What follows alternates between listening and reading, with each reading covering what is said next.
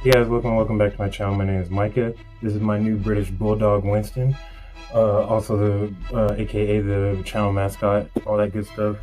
On today's episode, we are diving back into Napoleon's Marshals. This is part 3. Without further ado, we're just gonna dive right into it. So let's roll.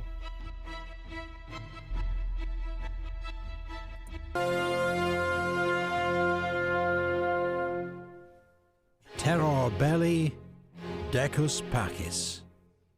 Terror in war, ornament in peace. The words inscribed on every French marshal's baton. In France, the title of Marshal or Maréchal goes back at least to the 13th century. It represents the highest possible position of military authority, authority symbolized by a marshal's baton. The title was abolished during the French Revolution as incompatible with the egalitarian spirit of the age.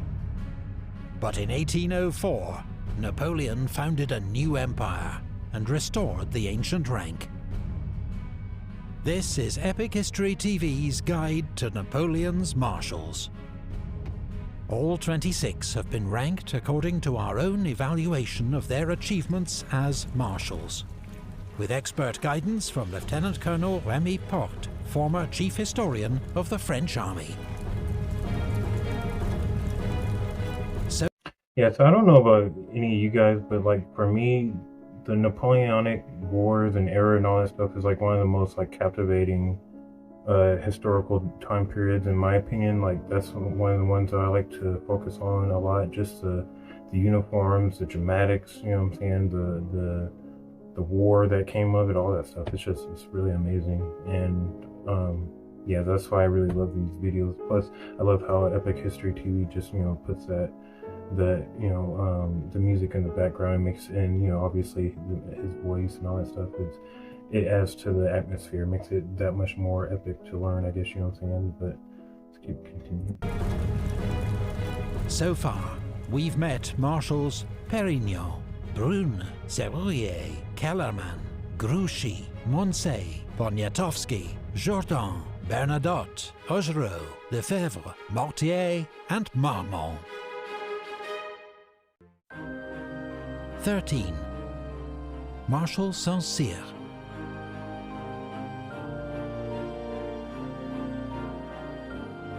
Gouvion Saint-Cyr was a gifted student who ran away from a miserable childhood to become an artist. A passionate Republican, he embraced the French Revolution and later volunteered for military service. Though proud and aloof by nature, his Republican politics and sharp intellect ensured he was elected captain of his company. His skill at drawing enemy positions then got him noticed by General Custine, who gave him a job on his staff. During these turbulent early years of the Revolution, Custine was one of several generals who was punished for defeat with a trip to the guillotine. Yeah, and obviously, if you a lot of guys don't know, during the French Revolution, if you were a French general, like if you lost any of the wars, obviously they were getting hit by like literally every single country around them: Spain, Britain, all the German states, Austria, I think Russia. That's all of them. So obviously, if you were a general at that same time, if you lost any of these wars or did any of these little hiccups, the punishment was death and by beheading. And you know, all your soldiers were made to watch that happen too. So you know what I'm saying, pretty much you knew that death was always looming over you. So you know what I'm saying, the reward is you kind of get to live on forever in these history books and all these stuff. So you know what I'm saying, and then paintings and glory and battle. But you know, the price of it is, you know, getting your head chopped off, which to me is one of the worst ways to die. But because I don't want my head separated from my body personally. But that's good. Saint-Cyr's instinctive grasp of warfare, brilliant planning and tactics won him promotion from volunteer to general of division in 2 years. An even more remarkable achievement, as he'd had no formal military training. But his cold, analytical approach meant that he was always a respected leader, rather than loved. After 5 years' service with the Army of the Rhine, he was sent to Italy. At the disastrous Battle of Novi, he commanded the French right wing, but skillfully extricated his troops from the debacle. The next year he was back on the Rhine and won a brilliant victory over the Austrians at Bibrach. But a bitter dispute with his commander, General Moreau, encouraged rumours that Saint-Cyr was impossible to work with. Saint-Cyr believed soldiers should not meddle in politics, and did not support Napoleon's seizure of power in 1799. Which is kind of funny because, you know what I'm saying, throughout all of history, usually politics, well, not usually, but, you know what I'm saying, because obviously with Rome you had the whole Senate and all that stuff, and obviously a lot of those old men were a lot of aristocratic upbringing, so a lot of them really didn't, I don't think a lot of them really had to serve in the military and stuff like that. But at the same time, we also see a lot of different generals and stuff throughout history also become kings, emperors, and stuff like that too. So, you know what I'm saying, it kind of just goes to show, like, throughout history, military and government have always been hand in hand. But, you know, let's continue. Nor did he show much enthusiasm for Napoleon's decision to crown himself emperor 5 years later. His political views cost him dearly.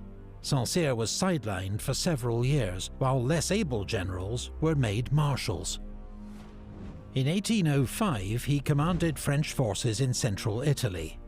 But when he was made subordinate to Marshal Massena, a man whom he personally detested, he returned to Paris, even when Napoleon threatened to have him shot for desertion. In 1808, Saint-Cyr was given command of a corps for the invasion of Spain, but his failure to take Girona meant he was relieved of command. Leaving in a fury before his replacement, Marshal Augereau, had arrived, he was nearly court-martialed again for desertion.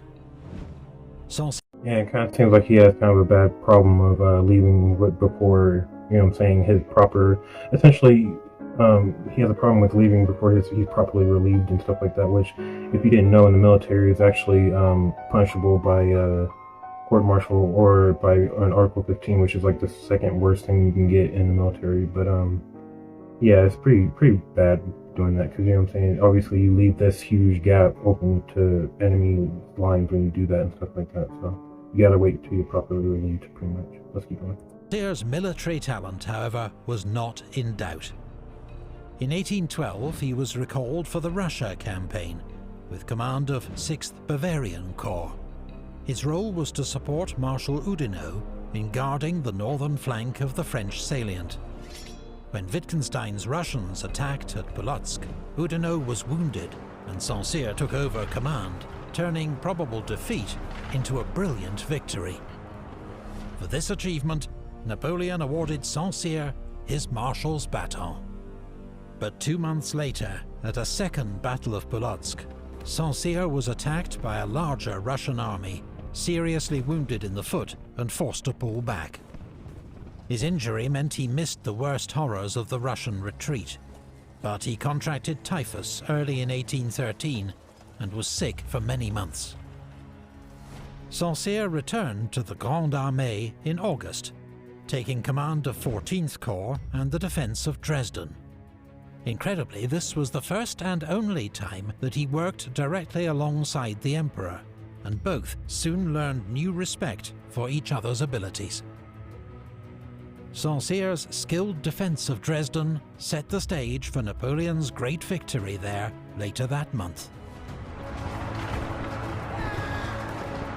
But Saint-Cyr was incredulous when Napoleon later ordered him to remain in Dresden, while other forces concentrated for the decisive Battle of Leipzig, 60 miles to the west.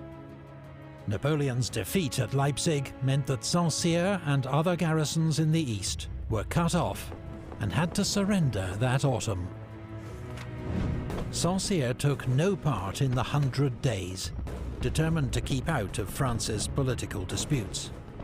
Under the restored monarchy, he served as Minister of War, and tried but failed to save Marshal Ney from the death penalty.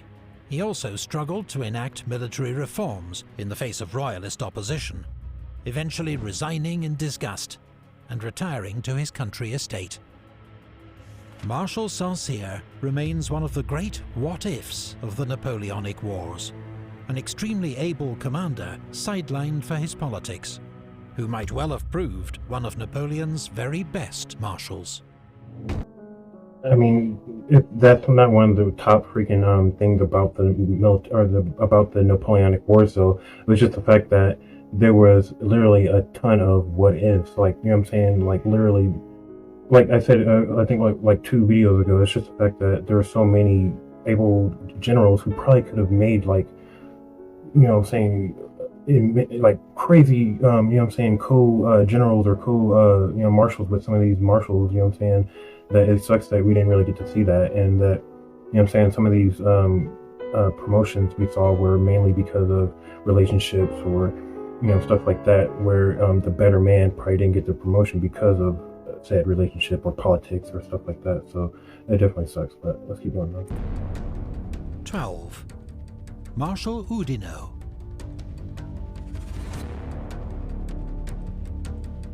Nicolas Oudinot ran away to join the army aged 17, but his father dragged him home 3 years later to help run the family business.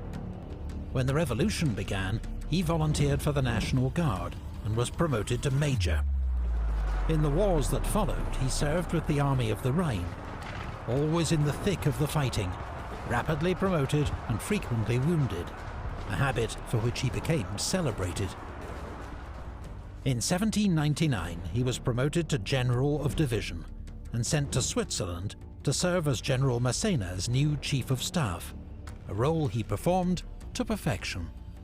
Serving with General Brune in Italy, he led a cavalry charge against an Austrian battery at the Battle of Monzembano, sabering gunners and capturing one cannon himself, a feat for which Napoleon awarded him a Sword of Honor. In 1805, the newly crowned Emperor Napoleon gave Oudinot command of an elite grenadier division formed from the tallest, strongest soldiers in the army. In December that year, at the Battle of Austerlitz, Oudinot insisted on leading the division in person, despite having been shot in the thigh 2 weeks earlier. His grenadiers were kept in reserve for most of the battle, but saw heavy fighting in the latter stages, as Napoleon completed the destruction of the Allied left wing. Yeah, because if I'm not mistaken, and please don't, or feel free to call me an idiot in the comments if I get this wrong, but if I'm not mistaken, the Grenadiers were were pretty much the old guard, and all that. They're like the most elite members of the ground army, and usually of any and I know I said that horribly, but usually of any army, they're usually the Grenadiers, usually the most like one of the more trained units and stuff like that. If I'm not mistaken. And again, call me an idiot. And the reason I say call me an idiot is because most of my knowledge is mainly on artillery and stuff like that. And the only grenadier that we have in artillery is the grenadier that holds the grenade launcher, pretty much, in your squad.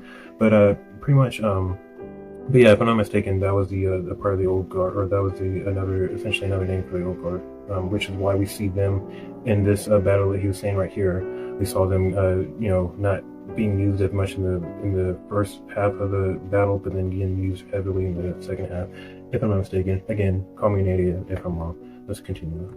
At the Siege of Danzig in 1807, General Oudinot's division had the unusual distinction of capturing an enemy warship, a British sloop that had run aground trying to resupply the city. A month later, at Friedland, Oudinot and his grenadiers were under Marshal Lannes' command. Yeah, I was about to say too. I'm sorry for real quick. That was like one of the only times too, if I'm not mistaken, that actually happened too. Obviously that's really rare that and a ground unit gets captures a naval unit, because you know what I'm saying, with usually a naval unit has cannons and stuff like that. So, and plus, you know what I'm saying, they're in the ocean or in, you know what I'm saying, ports and stuff like that. So it's kind of hard for that to happen. But I know that I want to say that happened like maybe like 2 or 3 different times throughout the entire Napoleonic Wars. But I know that obviously that was one of the best times. And I think the other time, unless that was it, and again, if it is, then my bad for not paying attention. But I know that a cavalry unit also captured a naval vessel, if I'm not mistaken, too. But Yeah, let's keep going. And played a crucial role holding up the Russian army, until Napoleon arrived to deal a decisive blow. During the 1809 war with Austria, Oudinot was wounded once more at the Battle of Aspern. When Marshal Lannes died of his wounds, Napoleon chose Oudinot to succeed him as commander of 2nd Corps. He led his new corps with such success at Wagram 6 weeks later that Napoleon attributed victory to Massena and Oudinot. A week later, he became one of 3 new marshals, one for France, one for the army, one for friendship. Oudinot, the army's choice, fearless and much loved, a man whose courage inspired all around him. He later received an additional reward, the title Duke of Reggio. In 1812, Marshal Oudinot led 2nd Corps into Russia, but was wounded again at Polotsk and handed over command to General Saint-Cyr. 10 weeks later, he was back with his corps, marching south to join up with Napoleon's army on its retreat from Moscow. Oudinot's men were shocked when they saw their old comrades from the main column. They looked more like fugitives than soldiers of the Grande Armée. Since Oudinot's 2nd Corps was in better shape than most, it formed the vanguard for the desperate crossing of the Berezina River. But the next day, in bitter fighting to hold the bridgehead against the Russians, Oudinot was shot from his saddle. He was carried back to a cottage with a serious gunshot wound, but then he and his party became surrounded by Cossacks. Oudinot asked for his pistols, and from his bed, aiming through an opening opposite, began firing at the Cossacks. They were rescued by friendly troops, just in time. Oudinot was back with the Grande Armée in Germany in 1813. In August, Napoleon ordered him to lead an advance on Berlin, but he was defeated by Bernadotte's Army of the North at Grossbeeren. He then retreated in the wrong direction, causing Napoleon to remark, "It's truly difficult to have less brains than the Duke of Reggio." In Oudinot's defense, he'd probably been given an impossible task. Insufficient men to take on a strong opponent, bad weather, terrible roads, and he himself unwell, possibly not yet recovered from his ordeal in Russia. Napoleon put Oudinot back where he was most effective. Not to mention, if they're in a location with not the best landmarks, like say there's a couple of trees, like obviously even if there wasn't any trees, or if there's a couple of trees, but you know what I'm saying, the same trees look exactly the same, like all throughout like the back of you or something like that, or in front of you as they do in the back of you, then obviously it's a little bit easier in bad weather and all that stuff. It's easier to see how that happened. Plus, you gotta understand, this is like early 1800s, like, you know what I'm saying, like, there's no GPS, there's no nothing, anything like that, so these guys are literally just using, you know what I'm saying, like, essentially the maps that they have at the time, and then they're using, but, you know, their own, like, you know, memory of the land from what they know. And obviously, if they're in a land that they don't know, like, say, in distant South Germany or something like that, you know what I'm saying, you can't blame them. But obviously, him being a marshal, he has no room for error. He has to, you know what I'm saying, he just has to be perfect. So there's no excuse, even if it says early 1800 France. So. Leading troops in combat under his close supervision. At Leipzig, he commanded 2 divisions of the Young Guard, engaged in heavy fighting on the southern front for 2 days. Oudinot continued to serve the Emperor courageously and loyally as a corps commander in the final campaign of 1814. But in April, he was one of several marshals to confront Napoleon with the reality of his position and force his abdication. When Napoleon returned from exile in 1815, Oudinot refused to break his new oath to the monarchy, but declared neutrality, telling Napoleon, "Since I shall not serve you, sire, I shall serve no one." He continued to hold senior commands under the Bourbons. By one estimate, Oudinot was wounded 36 times in his military career, more than any other marshal. Here are just 20 that we found details for.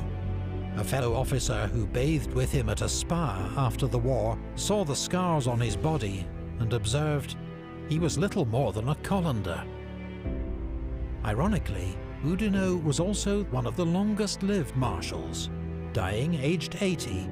Yeah, it's pretty crazy to think that, really, armor and like what we have, like the flak jackets and the all that stuff, the little plates and stuff like that we wear throughout military. Because like whenever I was deployed, we had to wear stuff essentially 24/7. But these guys, that stuff is like, it's like ridiculous how new it was. Like, I don't even think they had that stuff in Vietnam. Like throughout all of history, these guys were having to deal with this stuff and just essentially pray to God they didn't hit a vital organ, essentially, because they knew it was going to hit them. They just, had to hope they didn't hit a vital piece, that was either going to make them bleed out or, and hope they didn't get infected and get gangrene, and obviously hope they didn't hit a vital organ. Like, that's just crazy to think about. But lived marshals, dying aged 80 while serving as governor of Les Invalides. 11. Marshal Victor.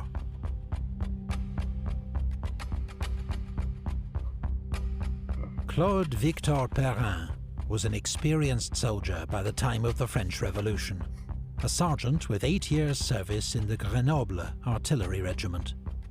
The Revolutionary Wars brought the opportunity for rapid promotion, and by 1793 he was commanding an infantry battalion at the Siege of Toulon. He led a daring night assault on British defences alongside the army's artillery chief, a young Major Bonaparte. Both men were wounded, but the attack was a success, and both were quickly promoted to Brigadier General. Victor served under General Bonaparte in Italy, and turned out to be a brilliant brigade commander. In 1800, he distinguished himself at the Battle of Marengo, where his command of the left wing won particular praise from Napoleon. But Victor did not hide his disapproval of Napoleon's quest for political power, and as a result, received relatively minor roles under the new regime. In 1802, he was earmarked to lead an expedition to recover the French territory of Louisiana, but it was called off when Napoleon decided instead to sell Louisiana to the United States. Victor and Marshal Lannes were close friends from their days serving together in Italy. In 1806, Lannes persuaded Napoleon to let him have Victor as his new Chief of Staff for 5th Corps. Napoleon agreed, and in October, Victor served as Lannes' deputy at the Battle of Jena. Napoleon's earlier misgivings about Victor were now forgotten, and that winter he was given command of the newly formed 10th Corps. But within weeks, he was captured by a Prussian patrol and had to be exchanged for a captured Prussian officer, General von Blücher. His big break. And could you guys imagine if Marshal Victor didn't get captured in the first place, and the France would have been able to keep, General Blücher? Like, that would have been ridiculous, because, obviously, as we all know, he had a lot to do in the latter halves, of the era of the Napoleonic era. Like, like he was pretty much, it was him in Wellington pretty much causing havoc on Napoleon during the end, if I'm not mistaken. But that's been crazy. Let's continue. Came in 1807, stepping in for the wounded Marshal Bernadotte to command 1st Corps at Friedland, where he successfully led a major attack as the Emperor looked on. Promotion to Marshal and the title Duke of Bellumo swiftly followed. In 1808, Marshal Victor and 1st Corps took part in the invasion of Spain, where he'd be posted for the next 3 years. Victor's record in Spain was better than most, but like others, he seemed more interested in personal glory and rewards than in cooperating with fellow commanders. In 1809, at Medellin, he inflicted a crushing defeat on General Cuesta's Spanish army. 4 months later, his bold night attack on the British at Talavera came tantalizingly close to success. He was furious the next day when King Joseph and Marshal Jourdan refused to support fresh attacks and instead ordered a cautious withdrawal. The next year, Victor besieged the Spanish port of Cadiz. It proved a lengthy, futile operation, devoid of glory, and saw his troops defeated by an Allied sortie at the Battle of Barossa. In 1812, Victor was recalled from Spain for the invasion of Russia. His 9th Corps was held in reserve for most of the campaign, though his troops were kept busy defending depots and convoys from Cossack raids. That autumn, his corps attempted to cover the main army's retreat from Moscow. The greatest crisis of the retreat came at the Berezina River. As the remnants of the Grande Armée began crossing over 2 improvised bridges, Victor's 9th Corps was ordered to form the rearguard. Though heavily outnumbered, Victor skillfully handled his French and German troops, holding the Russians at bay as the army made its escape. He then marched his surviving troops over the bridges in good order. A courageous performance in desperate circumstances.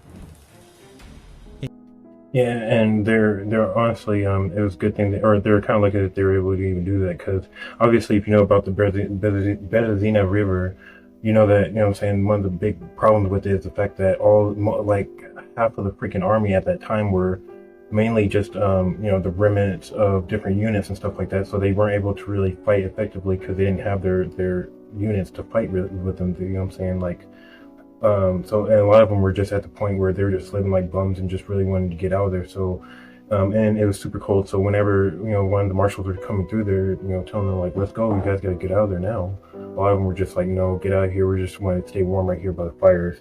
And by the time the Cossacks and the Russians came, it was too late, and they just essentially started massacring them all. And a lot of them just started jumping into the river and started drowning and started freezing to death, all the other crazy stuff. So that's why it's a huge thing. But yeah. In Germany in 1813, Victor commanded 2nd Corps and led the attack in Napoleon's last great victory at Dresden. His corps was in heavy fighting again at Leipzig 2 months later. Victor continued to serve at the Emperor's side in the defense of France in 1814. By now, like many comrades, he must have been close to physical and psychological exhaustion. Regardless, during the Battle of Montereau, Napoleon let fly at him for failing to get his troops into position, and blamed him for the Allies' escape. Victor was relieved of command, but angry and humiliated at what he considered his unfair dismissal, he told the Emperor, "Marshal Victor has not forgotten his old trade. I will shoulder a musket and take my place in the guard." Moved by this response, Napoleon relented and gave Victor command of a corps of young guard. 2 weeks later, he was badly wounded at the Battle of Craon and took no further part in the war. A month later, Napoleon abdicated, and Victor switched his loyalty to the Bourbon monarchy with surprising zeal. He led an investigation into former comrades who'd supported Napoleon during the 100 Days, and was one of only 2 active marshals to vote for the death penalty for Marshal Ney, a decision he later claimed to regret. Victor later served as Minister of War. Yeah, if anything, that's just how a lot of old France really was. If you ask me, it's just a lot of them just kind of switched, flip-flopping to whoever was in charge, like, you know what I'm saying. A lot of them were, you know, all for the Bourbon monarchy, and then as soon as the revolution came, they were all for the revolution so that they could save their own heads. And then whenever Napoleon came, they knew that the tides were changing again, and a lot of them went for him, and, you know what I'm saying, just kept going. So, yeah, just kind of, a lot of them, not saying anything bad on their character, because obviously they had to survive, but, you know, a lot of them are kind of two-faced. But, again, nothing bad on the character, because obviously any of us would have did it, but yeah. But retired from public life in 1830, following the overthrow of the Bourbon monarchy. 10. Marshal Murat.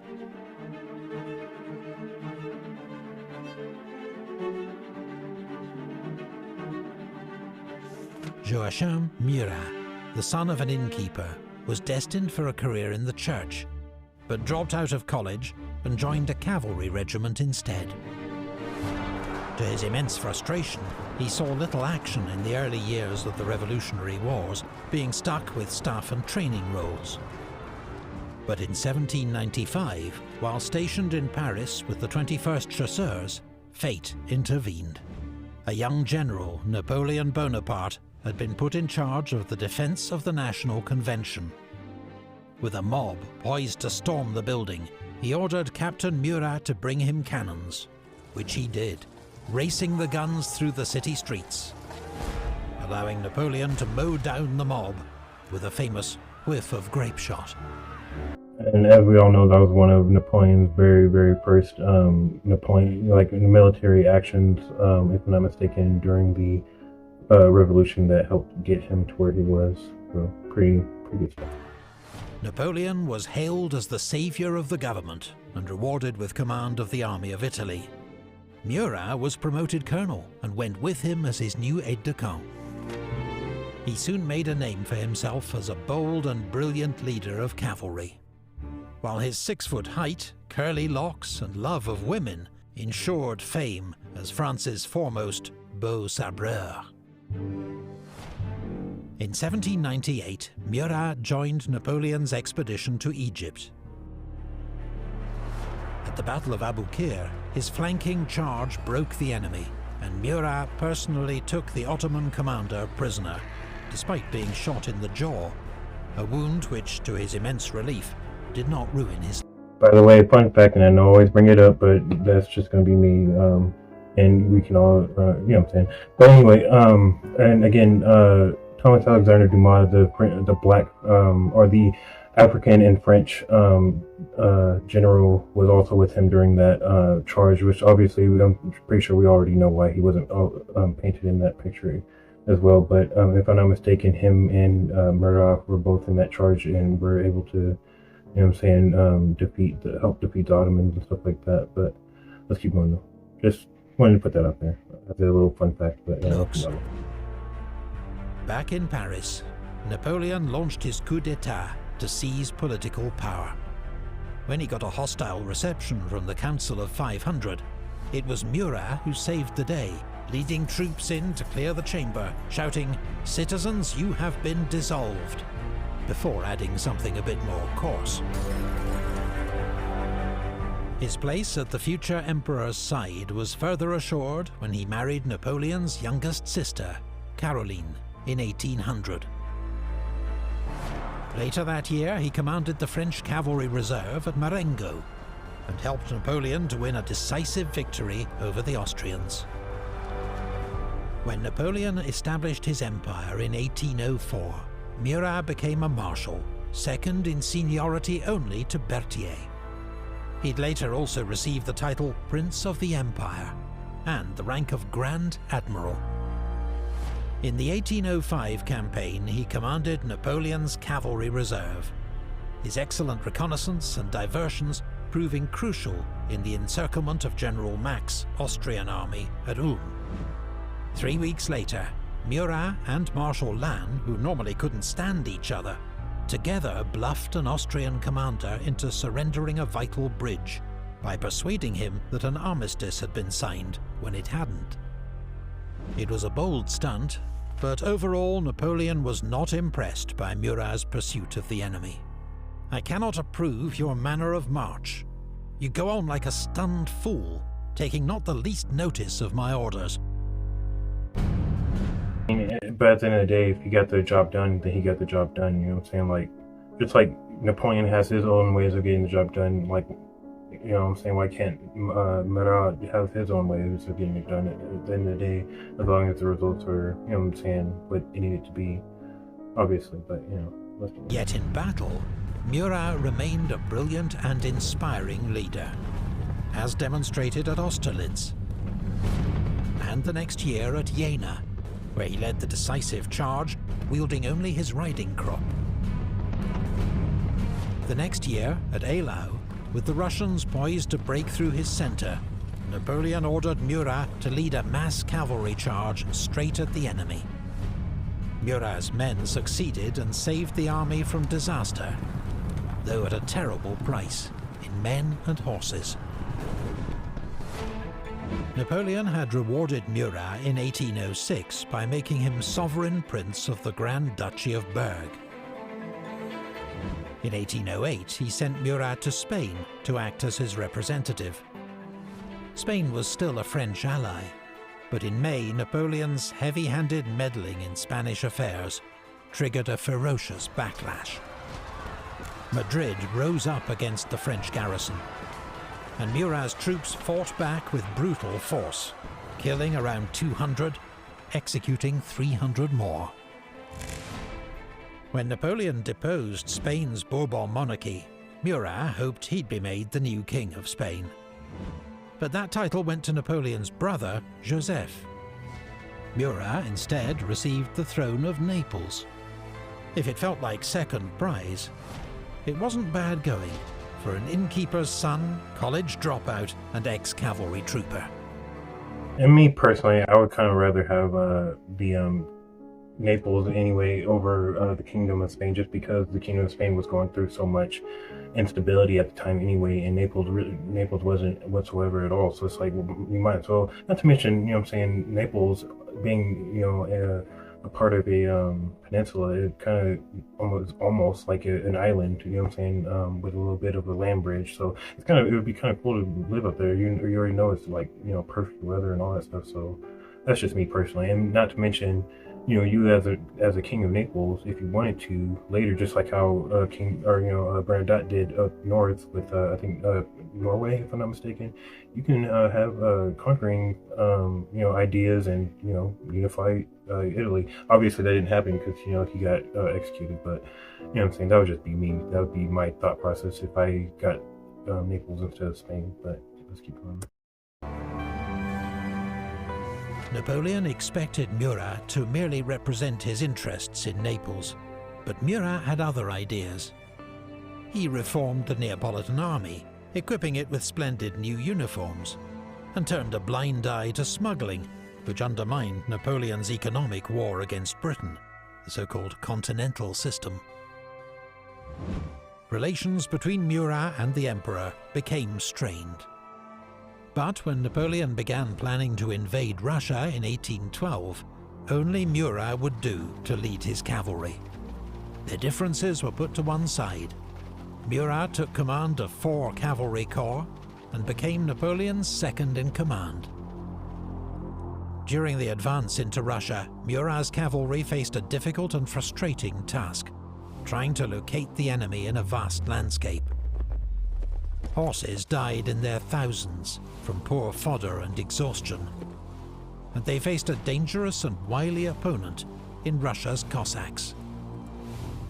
Murat, always riding with the advance guard. I almost wonder if that kind of helped Murat's decision in going back to, or, you know, betraying him at the end of the retreat from Russia. Is, you know, just for the fact that, you know, France essentially has had, like, what, 20% of the horses that they had at, you know, at the beginning of the invasion through Russia. So, you know what I'm saying, and almost in his opinion, he's like, damn, you know what I'm saying, with less horses in the empire, that effectively, you know, means that he's going to have a smaller fighting force, because, you know what I'm saying, obviously he can't have a cavalry if there's no horses. So, you know what I'm saying, I wonder if that have any, you know what I'm saying, you know, anything to do with his thought process. Let's keep going. His riding with the advance guard was so fearless and conspicuous in his extravagant uniforms that the Cossacks came to admire him,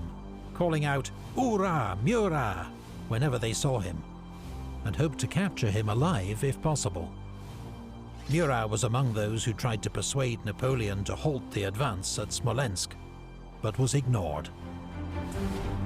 At the great clash between the French and Russian armies at Borodino, Murat was at his best, directing a series of attacks on the Russian earthworks, always where the action was hottest, inspiring all with his courage. Murat remained with the army during the retreat from Moscow, though his magnificent cavalry had virtually ceased to exist. One eyewitness noted that throughout the ordeal, he never neglected his appearance. Even at the Berezina he looked splendid, in an open-necked shirt, velvet cloak, a white feather in his cap. When Napoleon left the army to return to Paris, he gave command to Marshal Murat. But Murat, now primarily concerned with hanging on to his kingdom, left the army a month later and returned to Naples, where he opened secret negotiations with the coalition. He offered to join the war against Napoleon if the other powers would let him keep his crown. But he received only a lukewarm response. So in 1813, when Napoleon asked Murat to join him in Germany to fight for their thrones together, he answered the call. Murat had become increasingly difficult to work with, oversensitive about his royal status, prone to tantrums, but in battle as fearless as ever. At Dresden, his charge through rain and mud shattered the Austrian left wing and paved the way for victory. But then at Liebert-Volkwitz, he showed his limitations when not under Napoleon's direct command, getting drawn into a major and unnecessary cavalry battle with coalition forces, and twice nearly being captured himself. 2 days later, at the Battle of Leipzig, he led another of history's great cavalry charges, coming close to breaking the enemy's centre, and even capturing the Allied monarchs. But it was not to be. The Battle of the Nations ended in a disastrous defeat. As Napoleon retreated to the French frontier, Murat informed the Emperor that he was leaving for Naples, promising to raise fresh troops. Murat and Napoleon would never meet again. 3 months later, the King of Naples had cut a deal with the coalition and switched sides. So long as it was possible for me to believe that the Emperor Napoleon was fighting to bring peace and glory to France, I fought loyally at his side, Murat declared. But now I know that the Emperor's sole desire is war. However, Murat's commitment to the Sixth Coalition was distinctly half-hearted. His army marched against Eugene's forces in northern Italy, but had done no actual fighting before news arrived of Napoleon's abdication. Murat then began to suspect what had been obvious to Napoleon at least. The coalition was not going to honour its promise, and Murat would be next to lose his throne. So, in 1815, encouraged by news of Napoleon's return from exile, Murat marched north against the Austrians, proclaiming a war for Italian freedom and independence. Just 7 weeks later, his campaign ended in defeat at the Battle of Tolentino. With the British and Austrians closing in, in my opinion, if he was going to do that, he probably would have need to have garner a lot of support within the Upper Peninsula area, with trying, just like how, in Spain there was a whole bunch of like those little battles all over the place. You know what I'm saying? I feel like he probably could have did the same in there if he would have had more time there as king, because obviously him being a new king, being French and all that stuff, probably didn't have that big of a following throughout the entire peninsula. But you know what I'm saying? Yeah. Let's see what happens. British and Austrians closing in, Murat became a hunted fugitive. He sailed to France, but Napoleon had not forgiven his betrayal and refused to see him. After Napoleon's defeat at Waterloo, he fled to Corsica, gathered a small band of volunteers, and returned to Italy in a hopelessly doomed attempt to start a revolution and reclaim his throne. Chased by a mob and arrested on the beach, Murat was sentenced to death by the restored Bourbon monarchy of Naples. He met his end with his usual courage, telling the firing squad, "If you wish to spare me, aim at the heart," then gave the order to fire himself.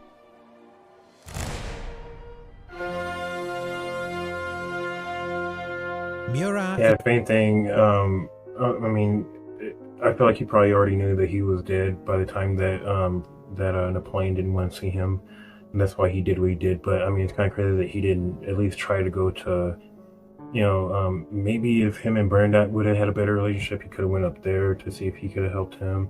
He could have went to the United States to see if he could have started a new, life there. Who knows? Just all types of options. But obviously, we could see that maybe at this time he could see that his life was pretty much done. So, who knows? So let's go ahead and finish this off with this. Murat is rightly remembered as one of the great battlefield cavalry commanders of history. Inspirational, fearless, with brilliant tactical instinct. But outside of combat, he was, in Napoleon's estimation, a very poor general. He always waged war without maps. Worse, when the conflict turned against France, he allowed self-interest and vanity to prevail over loyalty to the emperor. As Napoleon's chief of staff, Marshal Berthier, once told him, "You're only a king by the grace of Napoleon and French blood. It's black ingratitude that's blinding you." Saint-Cyr, Oudinot, Victor, Murat. 17 down, 9 to go. Join us for part 4 when we'll continue the countdown. Coming soon. Thanks again to our video sponsor. So it's just one of those things where I guess Murat was just, I don't know why he started to think that he was just better, and his head just started getting way too big. He just seemed like. But in any case, so thank you guys again for joining me on another episode of Mike's Intellectual Corner. If you guys liked the episode, don't forget to like, comment, subscribe. Go ahead and say peace out to Winston. I'll see you guys when I see you. I'm out.